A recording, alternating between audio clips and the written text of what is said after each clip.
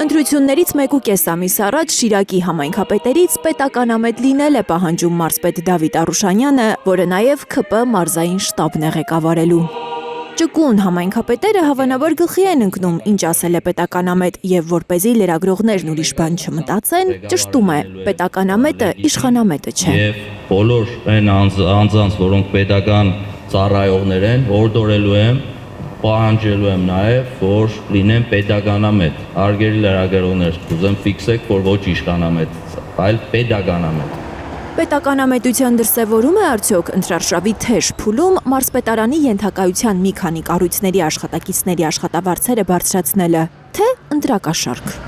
Ինչ ընտրակաշարք, արդարանում է մարզպետը, պարզապես բարելավել են նվազագույն աշխատավարձ ստացողների սոցիալական վիճակը։ Ընտրակաշարքի մասին խոսում են այն ուժերը, որոնք պարբերաբար ուժային կառույցները օպերացիաներ են անում իրենց ընտրակաշարքի ենթադրյալ իհարկե գործը դեռ չի ավարտվել, ենթադրյալ ընտրակաշարքի մասին։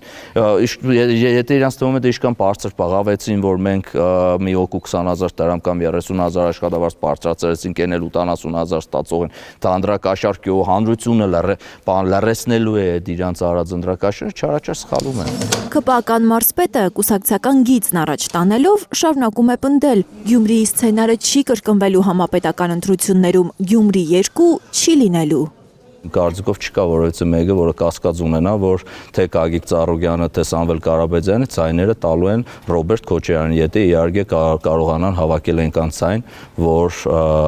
փորձեն անել այն, ինչ Գյումրիում են արել։ ՔՊ-ականների այսպիսի հայտարարությունները Փաշինյանի իշխանազրկման վախի ամենախոսուն վկայությունն են համարում բազմաթիվ վերլուծաբաններ։ Իսկ ինքը մարզպետը չի վախենում պաշտոնը կորցնելուց։ Հեռացման առումով պատվաստում ունեմ, իմունիտետ ունեմ ու ընդհանրապես որևէ խնդիր չունեմ այդ առումով, գիտեք, 10 օրը մեկ մենք անցնում ենք, արդեն իմունիտետը կա, պատվաստումը ստացել եմ։ ՔՊ-ի չհայտարարված նախընտրական քարոզարշավին Փաշինյանի հետ գրկախառնվողների մասովկա ապահովելու հրահանգ չի ստանում ինքը, վստահեցնում է Արուշանյանը։ Պարզապես մինչև Փաշինյանին դիմավորելը նախարարից մի քանի հաղորդագրություն է գալիս։ Ընդհանուր բովանդակությունը այսպես է, որ դիմավորելուց վարչապետին բացի քեզանից ու համայնքի ղեկավարից ոչ ոք չի լինելու։ Ոչ մի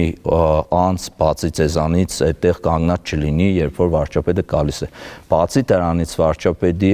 հաջորդ ցայնագրությունները, որ երբ որ ես հարցնում եմ, թե որտեղ են կանգնելու, մենք օրինակ Մանրալիգի հրաբարակում ձեզ ենք սպասում, իրանք չեն գալիս Մանրալիգի հրաբարակ, իրանք կանգնում են այնտեղ, որտեղ վարչապետը ուղղակի ուզում է։ Ապրիլի 19-ին Փաշինյանի ուրախ ավտոբուսը նորից ուղղություն է վերցնելու դեպի Գյումրի։ Հանրապետության ամենաաղքատ մարզի բնակիչներին պատրաստվում են համերգային տեսարաններով կերակրել։